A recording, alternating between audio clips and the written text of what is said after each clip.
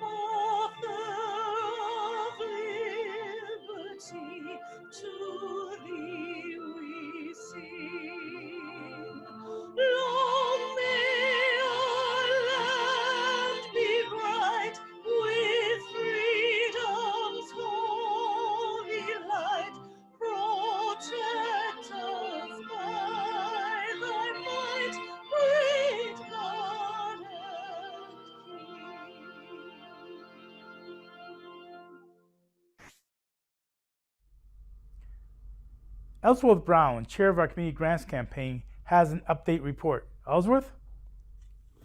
Good afternoon.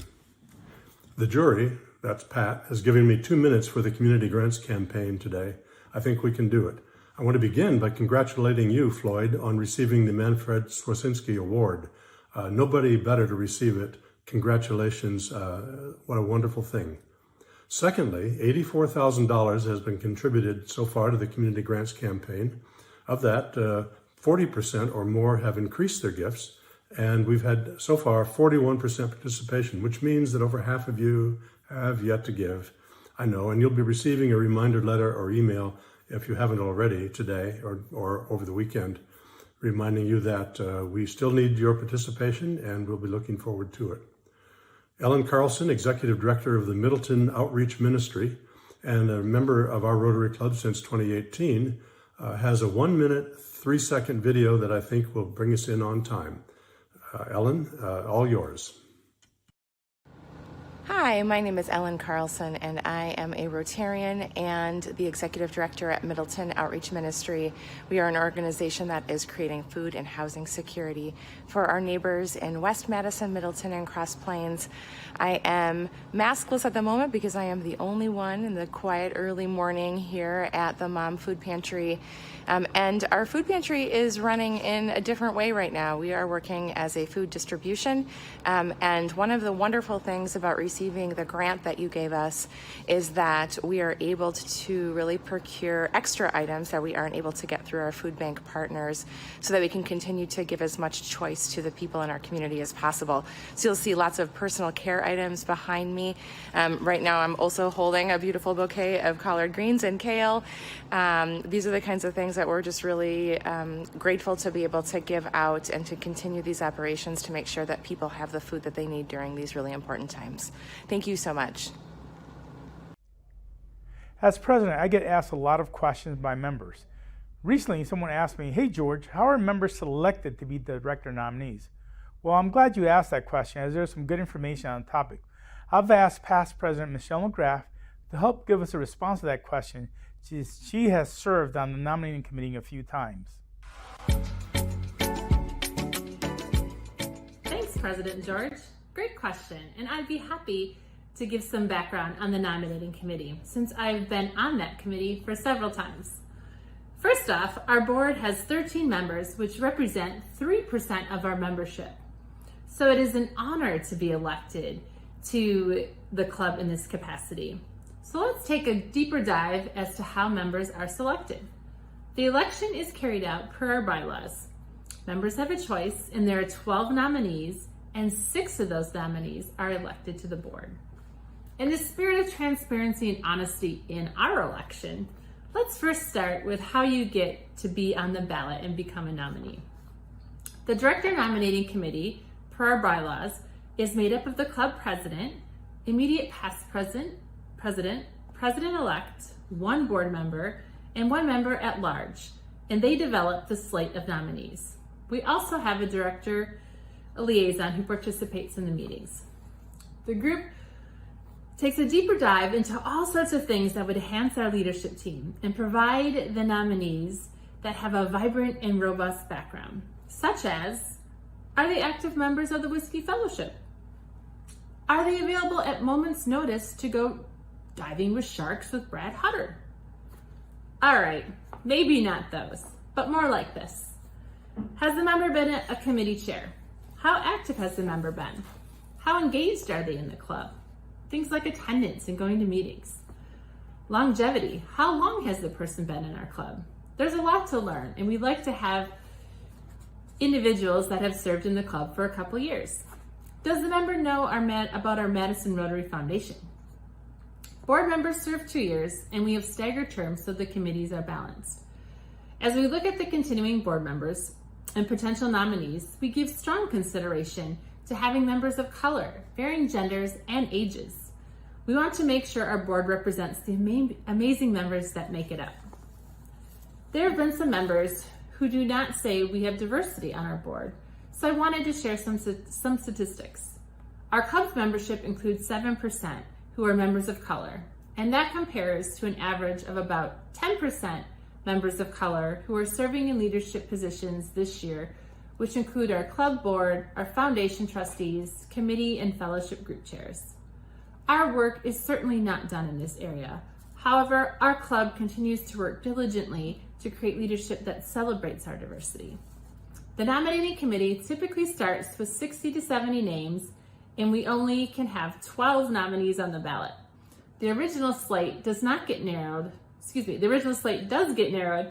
because some who are asked decline because they have commitments that they need to follow through with.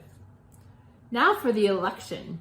First off, we welcome absentee ballots, and we have yet to accept any duffel bags of ballots, even though Jason Barron has tried several times, and we keep reminding him that the Whiskey Fellowship cannot be on the ballot.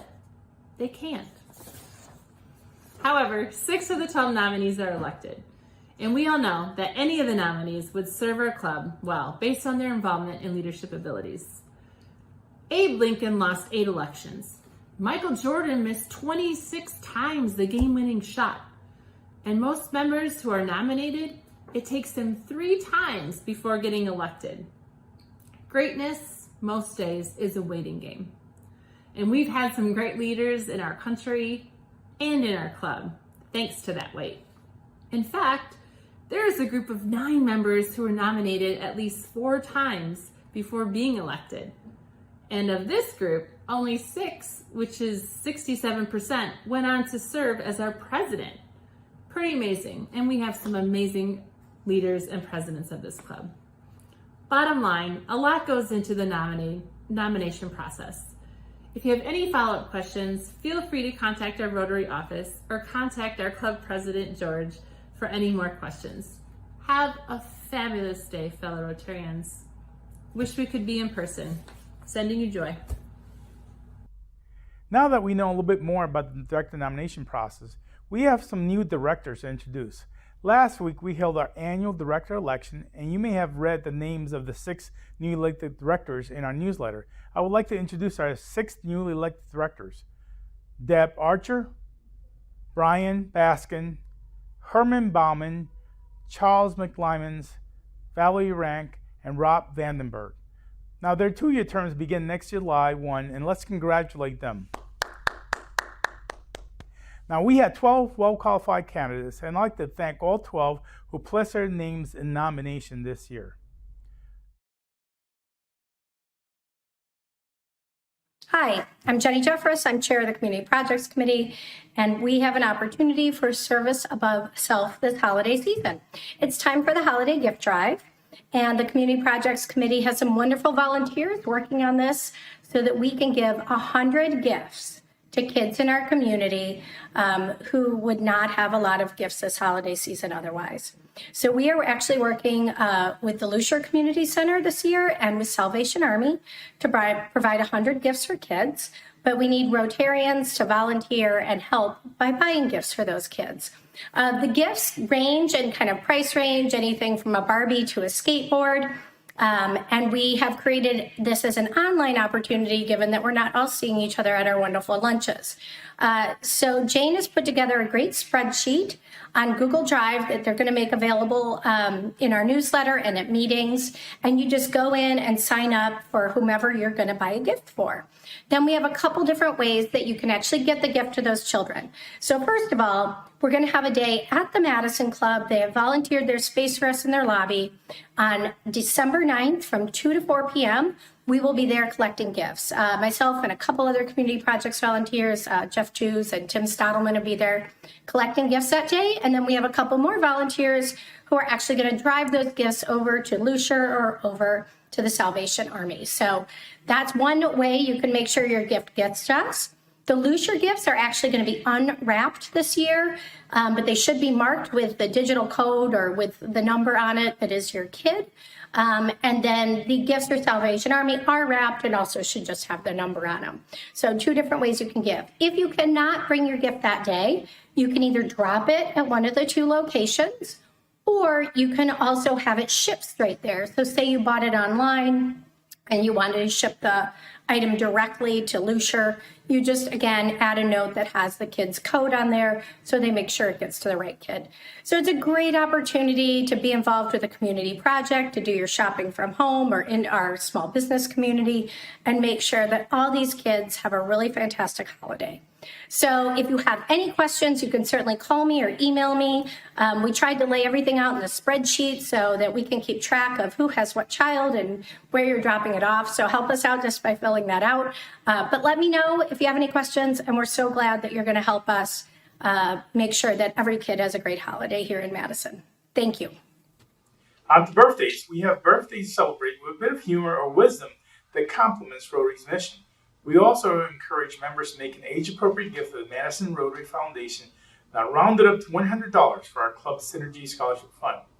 November 15th, Don Krim, who shares this quote from Vice President-elect Kamala Harris, who says, "Black women, Asian, white, Latina, and Native American women throughout our nation's history who have paved the way for this moment tonight. Tonight I reflect on their struggle, their determination, and the strength of their vision to see what can be unburdened by what has been. I stand on their shoulders." November 15th, Mary Ellen O'Brien. November 16th, James Ty. November 17th, Paul Renola. November 18th, Robert Proctor. November 18th, Tim Riley. November 19th, Dave Johnson. November 21st, Jeannie Cullen Schultz. Now, since we don't have a regular meeting next week, we'll introduce next week's birthdays today. So November 22nd, Mary Thompson. 23rd, Mark Clare. November 23rd, Dory Hosick. November 23rd, Vicky Strobel. Also November 23rd, Jeff Tews. November 25th, Jason Elstrup. November 28th, Moses Alstead. November 28th, Ann Lindsay. Also November 28th, Bruce Westervelt. So thanks to our celebrants for their contributions to the Madison Rotary Foundation. Please join me in wishing them a happy birthday. Casey Oakers will play the piano, and her children, Kendall and Dylan, will sing happy birthday.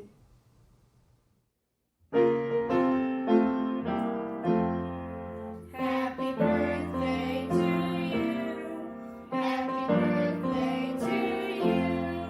Happy birthday, dear Rotarians. Happy birthday to you. We'll now move to a very special presentation as we honor this year's recipient of our Manfred E. Schwarzinski Humanitarian Service Award. Now, this year's selection committee chair, Joyce Fromley, will come to the podium. Today we honor the memory of Rabbi Manfred E. Schwarzinski. I'm Joyce Bromley, chair of the selection committee. Rabbi Swarzinski was a beloved member of our club until his death in 1981. He was admired as a leader for an interfaith dialogue, religious tolerance, and civil rights. Before coming to Madison, he had a brilliant career as a rabbi in Berlin, where he was famous for his sermons, until the Nazis burned down his synagogue and sent him to a concentration camp. He was released, and at age 39 and alone, he came to Madison and founded Temple Bethel. We, as well as the Madison community, came to admire him and respect him for his dedication and leadership to peacemaking and forgiveness, for building bridges and reconciliation. Each year, we designate an award to someone who emanates the rabbi's ideals. A list of past participants of this august award can be found in today's award program attached to this morning's Rotary office email, or refer to page 62 of our club's membership manual. I'm honored to announce that this year's Manfred E. Swarzinski Humanitarian Service Award recipient is Dr. Floyd Rose. I extend a special welcome to those who are attending today's program virtually: Dr. Rose's family, the family of Rabbi Swarzinski, and past Swarzinski Award winners. On to Dr. Rose. For decades, Dr. Rose's active voice could be heard in the education in the Madison community. It has been his avocation, always working in partnerships to help others do better for themselves. As Dawn Krimp states, his passion work is education and his support of the next generation. He seeks to find solutions with the Madison Metropolitan School District and its families surrounding the persistent educational achievement gap between white students and students of color. As president of 100 Black Men of Madison, he sees that members of this organization are role models for the community. They attend schools in the Madison Metropolitan School District on the first day of class to welcome students and their parents to the school year. In preparation for school, for 26 years, they have led the annual Back to School celebration campaign, providing free backpacks and school supplies for students from limited income families. When schools transitioned to virtual learning, the Backpack Project immediately transitioned into Project 3000, which represents the 3,000 local students in families with limited incomes. The tasks before them were immediate. Dr. Rose recognized that virtual learning at home requires more than a student and a laptop. The entire family needs to be supported in their students' academic pursuits. Parents and caregivers require resources and necessary to facilitate learning. Families need technical guidance and support. Project 3000 works with families to ensure that each student has an internet installation and access with sustainable service and utilities. When appropriate, parents, caregivers, and students are provided with basic computer training. This support includes mentoring, educational coaching, and tutoring. Dr. Rose recognized that this level of attention is important to ensure that all school-aged students have the necessary educational support to be successful. This endeavor is in addition to the SOAR partnership with 100 Black Men of Madison and the United Way of Dane County that began in 2016. This comprehensive program is designed to decrease truancy rates and increase high school graduation rates. It begins with one-to-one mentoring of students in middle school and continues through high school. These projects require a substantial commitment to the benefit of others and for the next generation. I conclude with a quote from Bob Sorg, who wrote of Dr. Rose: "He is an excellent embodiment of the social justice advocacy, personal insight, and empathy reflected by the work and life of Rabbi Swarzinski." This award includes a recognition plaque and a $2,500 grant to be given to a nonprofit organization of the recipient's choosing. Floyd has chosen the Madison Rotary Foundation Community Grant Campaign. because he believes that our foundation's community grants are more important than ever to help build strong communities in this current environment of health and economic instability. Thank you, Floyd, for choosing our community grant campaign. Acknowledging our club's Manfred E. Swarczynski Humanitarian Award is always such a special program.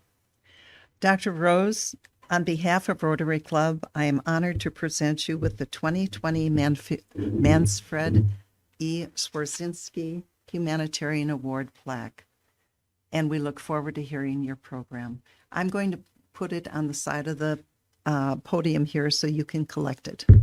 Thank you so much for coming.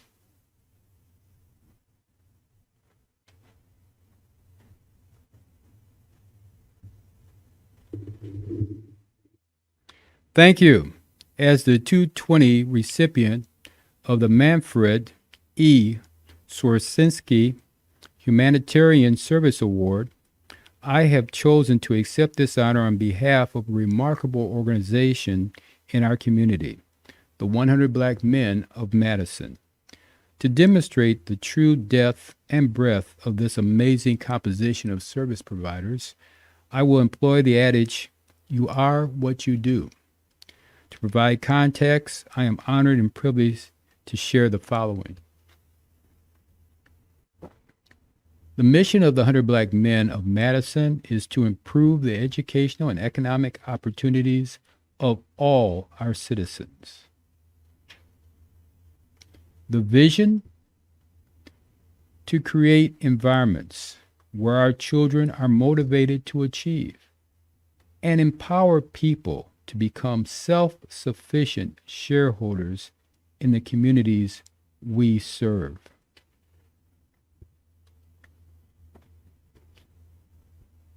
Our history. We are honored that our organization, both nationally and locally, was initiated and sustained by true trailblazers. Nationally,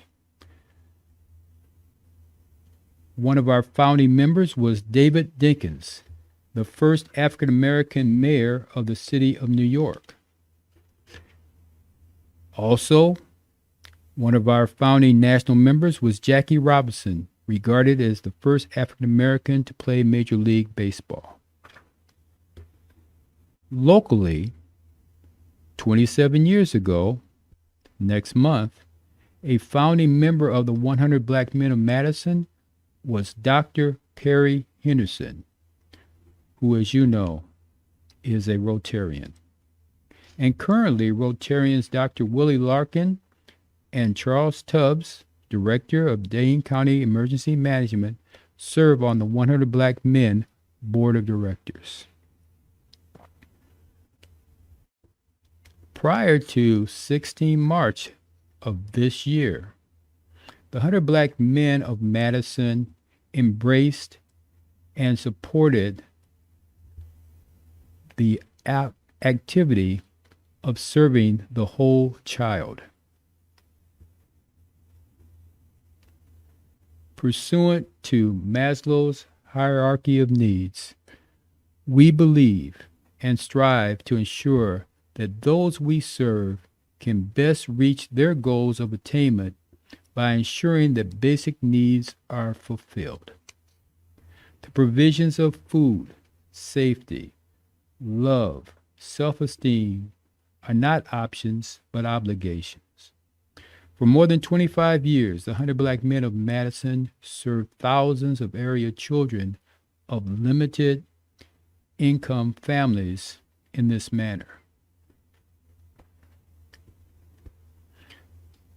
We believe that in order for these positives to be fulfilled, it will allow that all will be able to achieve the best version of oneself. And although the platform of focusing on the whole child has proven to be extremely successful, 16 March, the 100 Black Men of Madison were challenged with the need of expanding our reach to that of the whole family.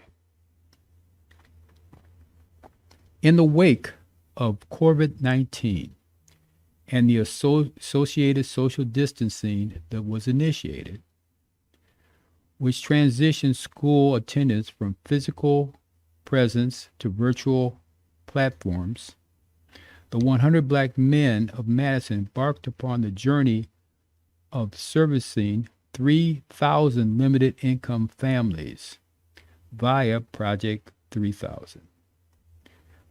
It embodies 5 essential areas of focus: food security, connectivity, virtual learning support, mentoring, and factual communication. Regarding food security, the 100 Black men of Madison endeavored to expand the provision of nutritional food and support where basic needs have been greatly curtailed for all and totally removed for many.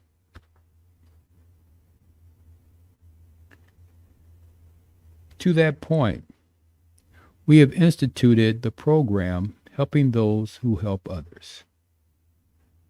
With the closure of school and the establishment of social distancing, the guarantee of daily nutritional food, breakfast and lunch, in a sanitary and secure environment with paid individuals to provide nurturing and support have been greatly eliminated for all K-12 students. In far too many instances, have been removed for far too many students. Helping Those Who Help Others is a collaborative project to provide 2 things: nutrition and to build trust. We have worked successfully with members of the Madison Fire Department, their organization, Sable Flames, and the Madison Metropolitan Police Department and their organization, the Black Officer Coalition. Connectivity and the digital divide. Given the abrupt transition to remote learning and telemedicine, the need for universal connectivity is no longer an option but an obligation. The 100 Black men strive to ensure that all, irrespective of income, have electronic connectivity. Please note, the name of this effort, Project 3000, originated from the published report 3 weeks after the transition to a computer-based platform that 3,000 families did not have access to internet services. Hence the name and designation Project 3000. Virtual learning. Our educational coaches provide both blended and online learning opportunities to expand student access to educational resources and thus enhance the virtual teacher-student relationships in hopes to create stronger interpersonal connections. Through these means, we have been very blessed with an amazing amount of success. Recently, the 100 Black men of Madison, in collaboration with the State Farm Insurance Company and the 100 Black Men of America, implemented the virtual dollars and cents youth investment competition to address and help eradicate financial literacy among youth of color. This rigorous financial literacy program was designed to provide high school students with early opportunities to learn and apply best practice principles for saving and investing. This amazing, capable 100 Black Men of Madison financial literacy team, composed of area students coached by 100 Black Men of Madison member Donald Dantzler, brought home the national championship. Please note, there are 100 chapters of the 100 black men nationally who could have been involved in this national activity of which the 100 Black Men of Madison won. After a stellar performance at this event, each participant of this team will receive a scholarship award for their freshman year of college in the amount of $4,500.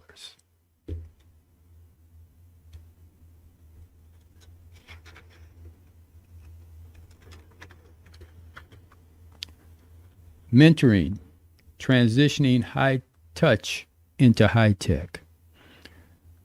We, at the date of 16 March, were working with 551 students in 5 school districts and 38 schools. To that point, we have now intensified our efforts to provide a transitional youth virtual mentee curriculum entitled Mentoring the 100 Way across a lifetime, involving the exposure to tools and skills that mentees can use to be productive in school and in their communities. Factual communication. Given the stark realization that factual communication can be the difference between life and death, the 100 Black men have shared the written wisdom of those cohort individuals who we consider experts in their areas of concentration. Examples of these authorities are Sean Frazier, who discusses COVID-19, college, and high school athletics. Sean is a former member of the 100 Black Men of Madison, former assistant athletic director at the University of Wisconsin-Madison, and currently is the athletic director of Northern Illinois University. Dr. Diane Gooding has discussed talking to your kids about COVID-19. Dr. Gooding is a professor of psychology and psychiatry at the University of Wisconsin-Madison.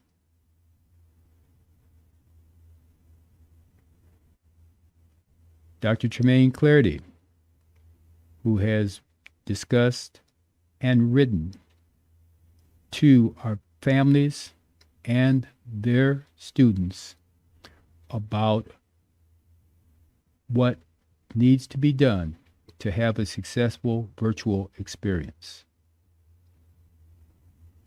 And Damon Boatwright, regional president of SSM Health, who has continually discussed the state of COVID-19 developments and suggestions.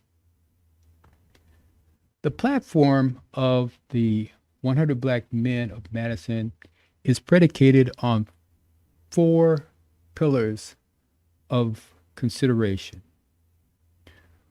We purport to respect for families.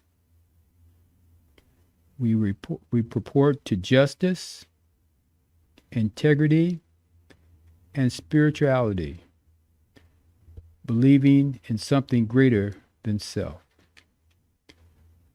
We believe that there is compatibility with that of Rotary, given the 4-way test of things to say, do, and think. Is it true? Is it fair? Will it build goodwill? Will it be beneficial to all concerned? As I attempt to understand the amazing works of Rabbi Swarzinski, I have learned that the rabbi actively and tirelessly endeavored to ensure that his actions would possibly result in a better world. And it is my understanding that a hallmark of his efforts was to make sure that everyone he engaged felt special, and he, I believe, from what I've heard, was very successful in doing so. In a time of amazing and ever-changing uncertainty, possibly we can take solace and comfort in replicating the actions of the good rabbi. Possibly by following the rabbi's lead and making an extra effort to ensure that those we engage feel that they belong, feel valued, and are respected for who they are. Possibly we, through those actions, can achieve a better world. I pray that we do so. Thank you. Thank you for the presentation, Floyd, and thanks for everyone who attended today's meeting. We are adjourned.